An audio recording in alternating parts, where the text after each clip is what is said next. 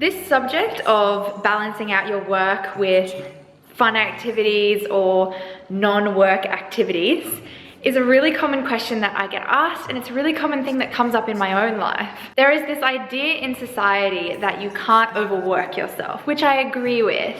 However, there's an underlying pressure, there's an underlying misconception when it comes to work-life balance. And the first thing to make a point of here is that everybody's idea of work is different. What you believe work is might not necessarily be what I believe work is, and vice versa. And the same goes for whatever activity you choose to balance that out with. That right there is really the crux of this whole video, that there are differing opinions on both sides of the spectrum. For me, in my life and Lou's life included, we get a lot of friends and family who say to us, you need to stop working, you're overworking, come out and drink with us, do this with us, you're working too much.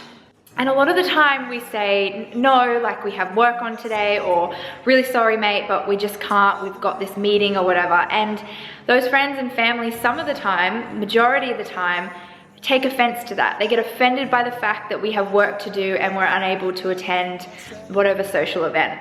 And what's underlying that is that the person who's taking offense is wanting to project their values onto us, saying that, well, we want to socialize, we have a high value on being social and on partying, for example, and we want you to stop your values of working and subordinate to ours. And I see this a lot in my coaching students as well. They're being told by outer authorities to do something, or that they should be doing something over what they're currently doing. And the majority of the time, a lot of people don't have the willpower, they don't have the self-love, the self-awareness, and the self-belief to say no to those outer authorities and keep going with what they're truly inspired by and what is highest on their values. So do I believe that you should be working 100 hours a week, full steam ahead, constantly working, never having a break?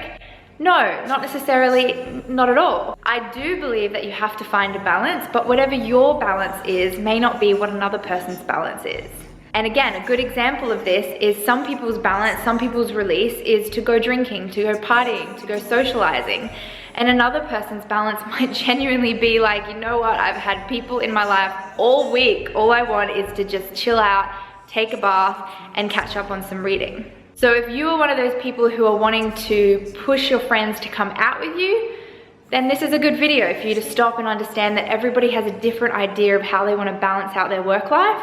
And if you're one of those people that is being pushed and is feeling guilty that you're not going out socially, then let this video be a reminder that it's okay to say no. It's important to remember that at the end of the day, you have to do what you feel is best and what you are most inspired by. And if you're dedicated to working every day of the week and that is what makes you want to get up in the morning and get cracking, then fantastic, amazing.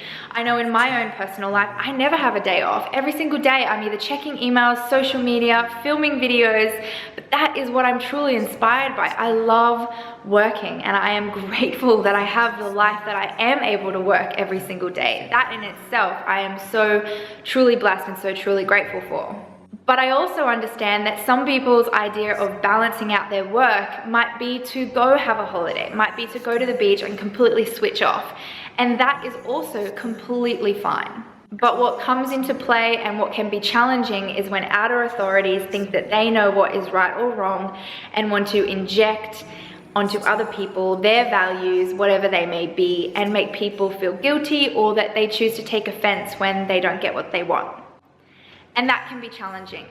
And again, that just comes back to the individual who's being pushed or being persuaded, standing up for themselves, saying no, or at least saying with an open heart that, you know what, I really love my work, or I really love just chilling out and doing personal development on a weekend.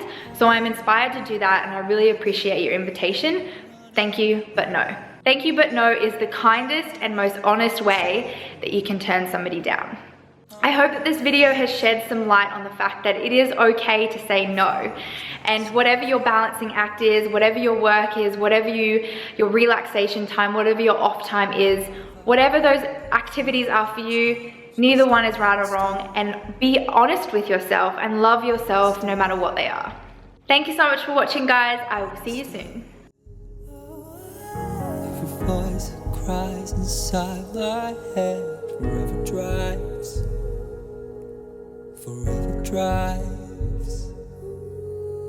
to lights. Where else can I go?